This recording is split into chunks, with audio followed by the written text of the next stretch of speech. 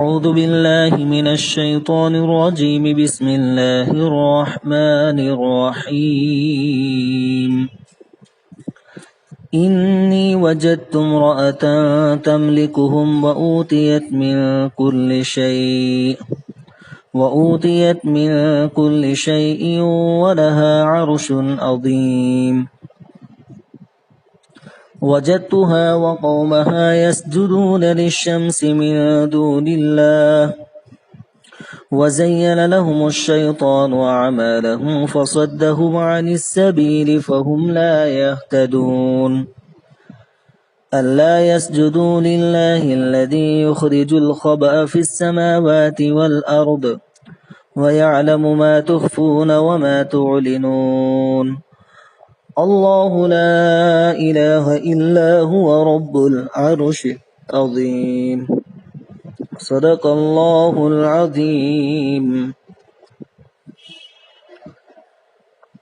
پرسوں ہم نے سلیمان علیہ السلام اور بلقیس کا واقعہ سنا تھا جو ملکہ سبا تھی. گزشتہ کل اس واقعے کے اندر سے ہمیں جو سبق حاصل ہوتے ہیں اس کے بارے میں کچھ باتیں ہوئی تھی. آج مزید کچھ گفتگو اسی سلسلے میں ہوگی کہ ملکہ سبا بلقیس اور حضرت سلیمان علیہ السلام کے واقعے میں اور کیا کیا سیکھنے کی چیزیں، کیا کیا سبق ہمارے لیے ہیں. میں نے سورہ نمل کی آیت نمبر 23، 24، 25 اور 26 کی تلاوت کی ہے. ایک بات یہ بھی بتا دوں کہ ان آیتوں میں ایک آیت سجدے کی ہے. تو آج جتنے بھی جو لوگ آن لائن سن رہے ہیں تفسیر، ان کے لیے سجدے تلاوت کرنا واجب ہے. ہر ایک اپنے اپنی سہولت پر اپنے اپنی جگہ پر سجدے تلاوت کر لیں. اور یہ سجدے والی آیت گزشتہ کل بھی شاید پڑھی گئی تھی، تو کل کا بھی ایک سجدہ کر لیں. اس طریقے سے 2 سجدے تلاوت ادا کرنے ہیں. خیر، یہاں پہلی آیت ہے انی وجدت امرأۃ تملکہم، یعنی جب ہدہد سلیمان علیہ السلام کے دربار میں واپس آیا تو اس نے کہا کہ میں سبا سے ایک ایسی خبر لے کر آیا ہوں جو آپ نہیں جانتے ہیں. وہ خبر کیا ہے؟ انی وجدت امرأۃ تملکہم، یعنی میں نے ایک عورت کو پایا جو قوم سبا کی مالک ہے، یعنی ان پر حکومت کرتی ہے. اس عورت یعنی ملکہ سبا کا نام تاریخ میں بلقیس بنت شراحیل بتلایا گیا ہے. ملکہ کا نام بلقیس اور اس کے باپ کا نام شراحیل بتایا گیا ہے. اور بعض روایتوں میں یہ بھی آیا ہے کہ اس کی ماں جو تھی وہ جناتوں میں سے تھی، انسان نہیں تھی. اور اس کا نام ملعمہ بنت شیسان بتلایا جاتا ہے. تفسیر قرطبی میں اس کو نقل کیا گیا ہے. اور بلقیس کا جو دادا تھا اس کا نام ہدہد تھا. یہ پورے ملک یمن کا ایک عظیم الشان بادشاہ تھا. اس کے اولاد میں 40 لڑکے ہوئے اور 40 کے 40 یعنی سب کے سب بادشاہ بنے. بلقیس کے والد شراح یا شراحیل نے ایک جنیہ عورت سے نکاح کیا تھا، یعنی انسان نہیں، جنات عورت سے نکاح کیا تھا. اور اسی جنیہ عورت کے پیٹ سے بلقیس پیدا ہوئی تھی. جنیہ عورت سے نکاح کیوں کرنا پڑا اس کی الگ الگ وجوہات بیان کی گئی ہے.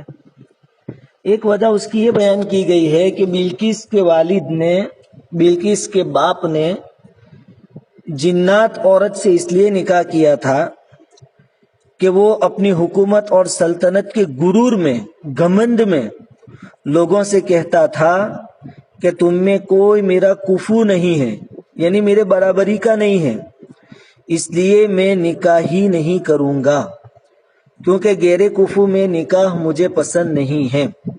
یعنی یہ بادشاہ تھا تو بادشاہت کے نشے میں سب کو اپنے سے کمتر سمجھتا تھا اور یوں کہنا چاہتا تھا کہ میرے برابر کا کوئی نہیں ہے، اس لیے میں کسی سے نکاح نہیں کروں گا۔ اس کا نتیجہ یہ ہوا کہ لوگوں نے اس کا نکاح ایک جنیہ عورت کے ساتھ کروا دیا۔ قرطبی نے اس کو نقل کیا ہے۔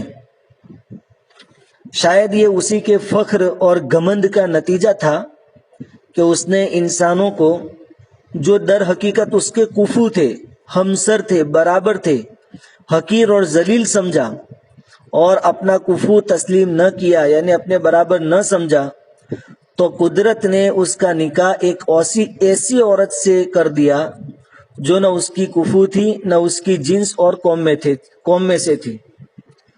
یعنی جنات یہ انسانوں کا کفو نہیں ہو سکتے، برابر نہیں ہو سکتے۔ انسان کا کفو، انسان کا ہمسر، انسان کا برابر دوسرا انسان ہو سکتا ہے، لیکن چونکہ اس کو گھمنڈ اور تکبر تھا، اس نے انسانوں کو حقیر اور ذلیل سمجھا تھا، تو اس کو یوں سزا دی گئی کہ اس کا نکاح جنات عورت کے ساتھ کیا گیا۔ اب سوال یہ ہے کہ کیا انسان کا نکاح جنیہ عورت سے ہو سکتا ہے؟ اس معاملے میں بعض لوگوں نے تو اس مسئلے میں شبہ کیا ہے کہ جنات کو انسان کی طرح توالد اور تناسل کا اہل نہیں سمجھتے۔ یعنی بعض لوگوں کا کہنا یہ ہے کہ جس طرح انسانوں میں اولاد ہوتی ہے، اولاد کا سلسلہ چلتا ہے، نسل کا سلسلہ چلتا ہے، یہ بات جناتوں میں نہیں ہوتی۔ بعض لوگوں کا یہ ماننا ہے، لیکن یہ بات ان کی غلط ہے۔ صحیح احادیث سے یہ بات ثابت ہے کہ جناتوں میں بھی توالد اور تناسل ہوتا ہے، یعنی ان کا بھی ایک نسل ان کی بھی چلتی ہے، ان کی بھی اولاد ہوتی ہے، اور مرد و عورت کی تمام وہ خصوصیتیں جو انسانوں میں ہیں جناتوں میں بھی موجود ہوتی ہے۔ دوسرا سوال شرعی حیثیت سے ہے کہ کیا جنیہ عورت کسی انسان مرد کے لیے نکاح کر کے حلال ہو سکتی ہے؟ یعنی شریعت کے حساب سے کوئی مرد انسان جنیہ عورت سے یعنی جنات عورت سے نکاح کر سکتا ہے؟ تو اس مسئلے میں فقہا کا اختلاف ہے۔ بہت سے فقہا نے اس کو جائز قرار دیا ہے، لیکن بہت سے دوسرے فقہا نے غیر جنس کو جانوروں کے مثل ہونے کی بنا پر حرام قرار دیا ہے۔ یعنی بہت سے فقہا کا یوں کہنا ہے کہ انسان اپنی جنس میں ہی نکاح کر سکتا ہے، انسان دوسری جنس میں نکاح نہیں کر سکتا ہے۔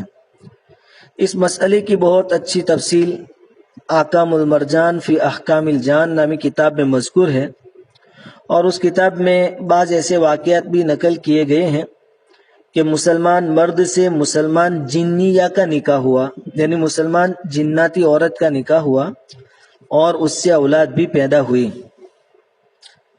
خیر، تو دونوں طرح کی باتیں موجود ہیں۔ اب دوسری بات یہ ہے کہ اس نے ہدہد نے یوں کہا تھا کہ انی وجدت امرأۃ تملکہم، کہ میں نے ایک عورت کو دیکھا کہ وہ ان پر حکومت کرتی ہے، حاکم ہے، ان کی بادشاہ ہے۔ تو کیا کسی عورت کا بادشاہ ہونا یا کسی قوم کا امیر اور امام بننا جائز ہے؟ صحیح بخاری میں یعنی بخاری شریف میں حضرت عبداللہ ابن عباس رضی اللہ تعالیٰ عنہما کی روایت ہے کہ رسول اللہ صلی اللہ علیہ وسلم کو جب یہ خبر پہنچی کہ اہل فارس نے یعنی ایران والوں نے اس زمانے میں اپنے ملک کا بادشاہ کسرا کی بیٹی کو بنا دیا ہے، یعنی ایک لیڈیز کو، ایک عورت کو اپنا بادشاہ بنا لیا ہے، تو آپ صلی اللہ علیہ وسلم نے اس وقت یوں فرمایا تھا لن یفلح قوم ولو امرہم امراۃ، یعنی وہ قوم کبھی کامیاب نہیں ہو سکے گی جس نے اپنے اقتدار کا مالک عورت کو بنا دیا ہو۔ اسی لیے علماء امت اس پر متفق ہیں، علماء کا متفقہ فیصلہ ہے کہ کسی بھی عورت کو امامت اور خلافت یا سلطنت و حکومت سپرد نہیں کی جا سکتی، یعنی ایک عورت بادشاہ اور حاکم نہیں بن سکتی، बल्कि नमाज की इमामत की तरह इमामत कुबरा भी सिर्फ मर्दों के लिए हैं, औरतों के लिए नहीं है। यानी जिस तरीके से एक औरत इमाम बनकर मर्दों को नमाज नहीं पढ़ा सकती, इसी तरह इमामत कुबरा यानी बादशाहत और हुकूमत के मनसब पर भी फाइज नहीं हो सकती। अब रही बात, बिल्किस मलिका थी, बादशाह बनी हुई थी, तो इससे कोई शरई हुक्म साबित नहीं हो सकता जब तक ये बात साबित न हो जाए कि हजरत सुलेमान अलैहिस्सलाम ने उससे खुद निकाह किया और फिर उसको हुकूमत और सल्तनत पर बाकी रखा। और ये किसी सही रिवायत से साबित नहीं है। यानी फिर कोई यूं सवाल कर सकता है कि अगर शरीयत की निगाह में औरत का बादशाह और हाकिम बनना जायज नहीं है, तो फिर मलिका सबा तो बादशाह थी। तो इसका जवाब यह है कि जब तक वो मुसलमान नहीं थी वहां तक बादशाह थी। जब वो सुलेमान अलैहिस्सलाम के दरबार में आई, फिर उसने इस्लाम कबूल कर लिया, मुसलमान हो गई, उसके बाद वो बादशाह बाकी रही या नहीं रही, किसी हदीस में आपको नहीं मिलेगा, सही हदीस में। लिहाजा इस मसले को लेकर इस्तेदलाल नहीं किया जा सकता, दलील नहीं दी जा सकती कि बिल्किस तो जो कि बाद में मुसलमान हो गई थी बादशाह थी, तो आज के दौर में भी कोई मुसलमान औरत बादशाह बनना चाहे तो बन सकती है। ये बात नहीं कही जा सकती, क्योंकि मुसलमान बनने की बात की जो हालत है बिल्किस की, वो कहीं मौजूद नहीं है सही रिवायतों में। खैर, वऊतियत मिन कुल्ली शै, हुदहुद ने आगे क्या कहा था कि उनको तो हर चीज दी गई है। हर चीज से क्या मुराद है? मुराद ये है कि सब जरूरी सामान जो किसी बादशाह और अमीर को चाहिए वो तमाम दिए गए हैं, और उनके अपने जमाने के मुताबिक जो चीजें उस जमाने में मौजूद थी और जिन जिन चीजों की एक बादशाह और हाकिम को जरूरत हो सकती थी, वो तमाम चीजें बिल्किस को, जो उस वक्त मलिका थी अपनी कौम की, उसको दी गई थी। वलहा अर्शुन अज़ीम, हुदहुद ने आगे कहा कि मैंने देखा कि उसका बहुत बड़ा अर्श है। तो अर्श के लफ्जी माना है तख्ते सल्तनत, यानी बादशाह का जो तख्त होता है वो।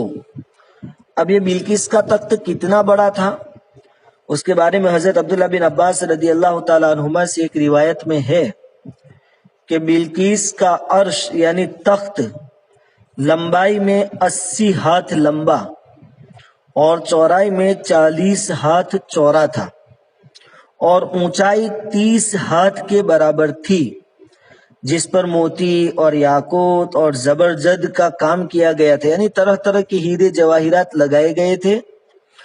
और उस तख्त के पाए मोतियों और जवाहिरात के थे, और तख्त के ऊपर जो पर्दे थे वो रेशम और हरीर के थे,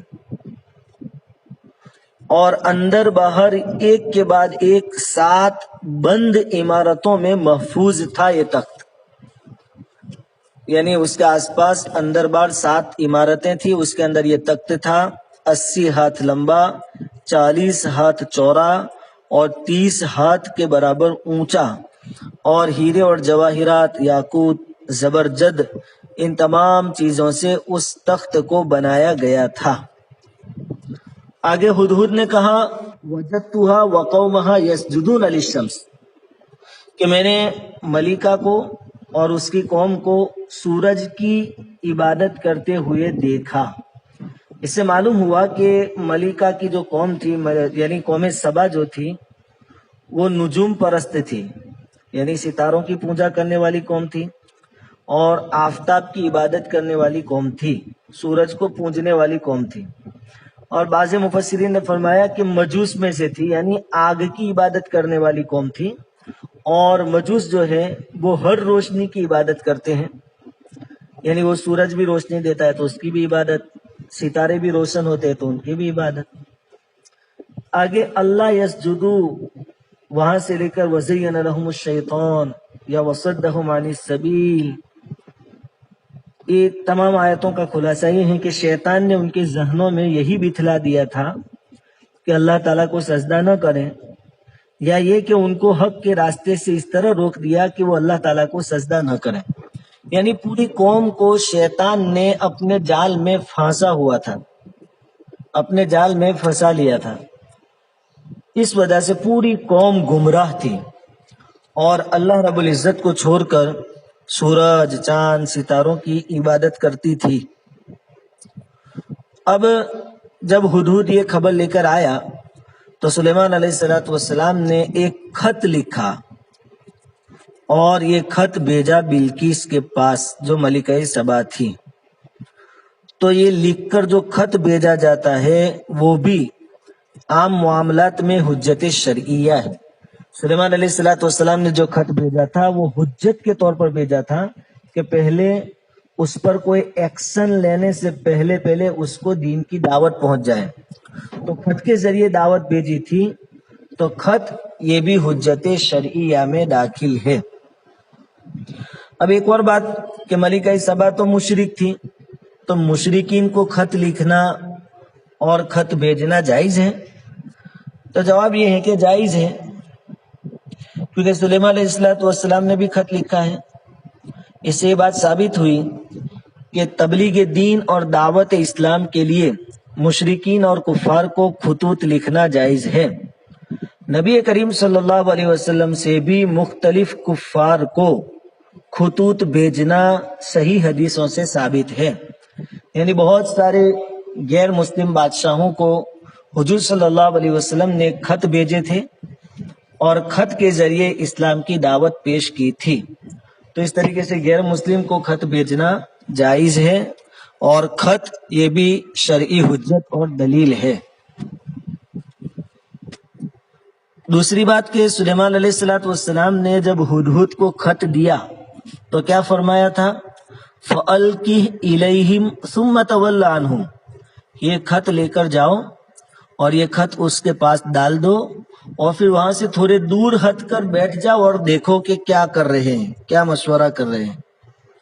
یعنی خط دے کر وہاں اس کے پاس ٹھہرے مت رہنا، تھوڑے دور چلے جانا تاکہ ان کو جو کچھ بھی مشورہ کرنا ہو، جو کچھ بھی ایکشن لینی ہو، وہ دل کھول کر وہ مشورہ بھی کر سکیں، آگے کا معاملہ تیار کر سکیں. اس سے ایک ادب ہمیں یہ معلوم ہوا، مجلس کا ادب، کہ خط ملکہ سبا کو پہنچا کر وہیں سر پر سوار نہ رہے بلکہ وہاں سے ذرا ہٹ جائیں. اور یہ عام شاہی مجلسوں کا طریقہ ہے. اس میں آداب معاشرت اور انسانی اخلاق کا عام مخلوقات کے ساتھ مطلوب ہونا معلوم ہوا. یعنی ہر ایک کی رعایت کرنی چاہیے، سامنے والے کو موقع بھی دینا چاہیے، یہ ایک ادب میں سے ہے. اب جب خط ملکہ کے پاس پہنچا تو اس نے کیا کہا تھا اپنی قوم سے؟ قالت یا ایھا الملأ انی القی الی کتاب کریم، کہ اے درباریو میرے پاس ایک معزز مکرم خط آیا ہے. اس کے بارے میں تفسیر کی کتابوں میں لکھا ہے کہ محاورے میں کسی خط کو معزز اور مکرم اسی وقت کہا جاتا ہے جبکہ اس پر مہر لگائی گئی ہو، اسٹیمپ، سکہ لگایا گیا ہو. اسی لیے اس آیت میں کتاب کریم کی تفسیر حضرت عبداللہ ابن عباس، حضرت قتادہ اور زہیر وغیرہ نے کتاب کریم سے کتاب مختوم کی تفسیر کی ہے. اس سے معلوم ہوا کہ حضرت سلیمان علیہ السلام نے خط پر اپنی مہر لگائی تھی، یعنی اس پر سکہ لگایا تھا، اپنا اسٹیمپ لگایا تھا. رسول اللہ صلی اللہ علیہ وسلم کی عادت کریمہ بھی یہی تھی کہ حضور کو جب اجمی بادشاہوں کی یہ عادت معلوم ہوئی کہ جس خط پر مہر نہ ہو، اجمی بادشاہ یعنی غیر عربی بادشاہ جو ہیں وہ اس خط کو قبول نہیں کرتے جس خط پر مہر نہ لگی ہو، سکہ نہ لگا ہو.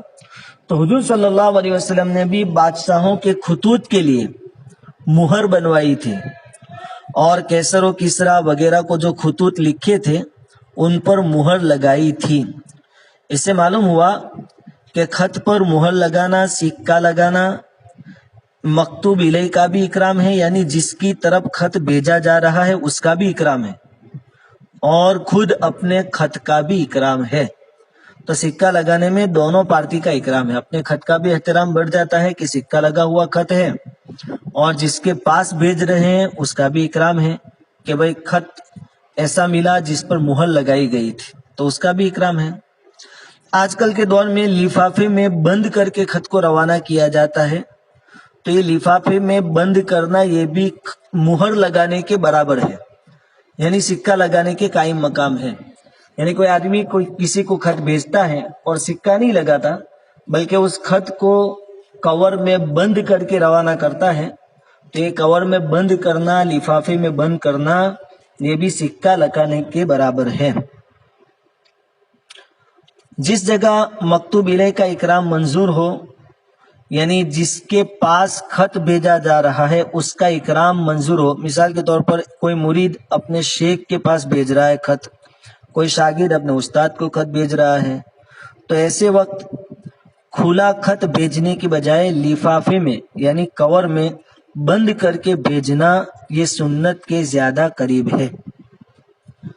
अब ये जो खत था वो कौन सी जुबान में लिखा गया था, अरबी में या गैर अरबी में? तो इसके बारे में तफसीर की किताबों में लिखा है कि हज़रत सुलेमान अलैहिस्सलाम अगरचे अरबी नहीं थे, लेकिन अरबी जुबान जानना और समझना आपके लिए कोई मुश्किल काम भी नहीं था, जबकि आप तो परिंदों की जुबान भी जानते थे, और अरबी जुबान तो तमाम जुबानों से अफजल और अशरफ है।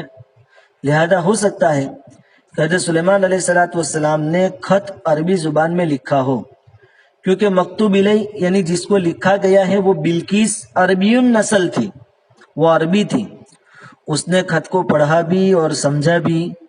इससे इस बात की तरफ इशारा मिलता है कि मुमकिन है कि सुलेमान अलैहिस्सलाम ने वो खत अरबी जुबान में लिखा हो, और ये भी मुमकिन है कि हज़रत सुलेमान अलैहिस्सलाम ने खत तो अपनी ही जुबान में लिखा हो और बिल्किस के पास हज़रत सुलेमान अलैहिस्सलाम की जुबान का तर्जमान हो, जिसने पढ़कर खत सुनाया और समझाया हो।